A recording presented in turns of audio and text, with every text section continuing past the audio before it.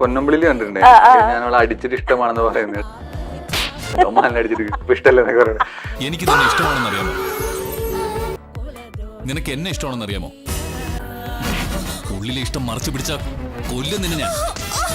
എനിക്ക് അത് കണ്ട് ചിരിച്ചിട്ടുണ്ട്. അത് ഒരുപാട് നാളുകൾ ഇപ്പോഴാണ് വരുന്നത്. അപ്പൊ അന്നൊന്നും ട്രോളാൻ പറ്റില്ല, ഇപ്പോഴാണ് അത് ട്രോളാൻ പറ്റിയ സാധനം.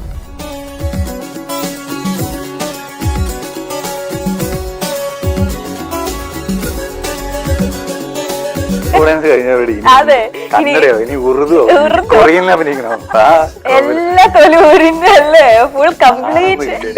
സത്യം, അതൊരു ഭയങ്കര എക്സ്പീരിയൻസ് ആണ്. നമുക്ക് നമ്മുടെ സ്റ്റേജ് ഫിയർ ഞാൻ പറഞ്ഞില്ലേ, ആൾക്കാരെ കണ്ടപ്പോ കറക്റ്റ് ഇപ്പൊ എന്ത് ഫിയർ. ഫിലിം പോലെ കാണുന്ന പോലെ തന്നെയായിരുന്നു പൊന്നമ്പള്ളിയുടെ ആ കാര്യങ്ങൾ. ഇപ്പൊ മ്യൂസിക് ആയിക്കോട്ടെ, ഇപ്പൊ മലയാളം സീരിയൽ എന്ന് വെച്ചിട്ടുണ്ടെങ്കിൽ ഭയങ്കര രസാന്നൊക്കെ പല ജോണേഴ്സ് ഒക്കെ ഇങ്ങനെ ഇറങ്ങുന്നുണ്ട്. അപ്പം അത് ആ സമയത്ത് നിങ്ങൾ കേട്ടിരുന്ന ഒരു കോംപ്ലിമെന്റ് ആയിരുന്നു. അത് ഈവൻ ചില പ്രൊമോ ഒക്കെ വരുമ്പോ എനിക്ക് ഓർമ്മയുണ്ട്, അവര് തന്നെ ഒരു ഹീറോനെ ഹൈപ്പ് ചെയ്ത് പറയുന്ന പ്രൊമോ ഒക്കെ ഉണ്ടായിരുന്നു. മലയാള സീരിയലിൽ കാണാത്ത മുഖം അങ്ങനത്തെ പറഞ്ഞു.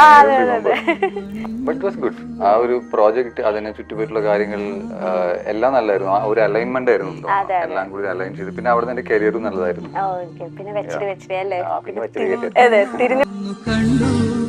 ഇവിടെ വർക്ക് ചെയ്ത് ഞാനിവിടെ ഹോട്ടലിൽ വർക്ക് ചെയ്യുന്ന സമയം ഉണ്ടായിരുന്നു, താജില്.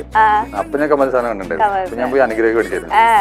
പുള്ളി ഒരു ഫോട്ടോ കൊണ്ട് എക്സ്പെക്ട് ചെയ്ത് ഞാൻ പോയി നേരെ കാലിൽ